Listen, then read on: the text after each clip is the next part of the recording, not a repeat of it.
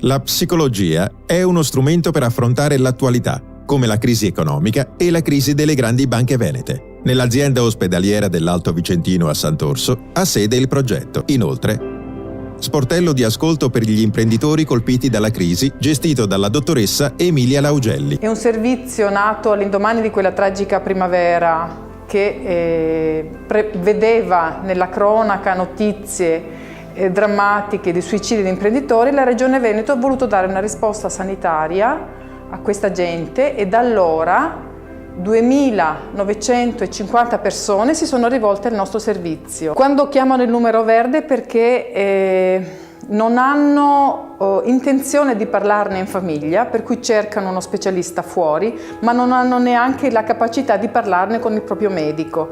E quella via di mezzo del tutto ovattata, dedicata, un momento di privacy dedicato per cui loro si sentono di raccontare le proprie storie. Oggi lo sportello presta servizio anche ai risparmiatori e alle famiglie colpite dalla crisi degli istituti di credito. La Regione Veneto ha voluto mettere a disposizione il nostro servizio anche per tutti i risparmiatori che si sono trovati in uno stato di preoccupazione generale per il tonfo delle due grandi banche venete. E si sta sviluppando, come dire, una sorta di nuova povertà, per cui c'è bisogno di sostenerli, di seguirli, ma soprattutto di accompagnarli in un nuovo percorso che sarà tutto da sviluppare.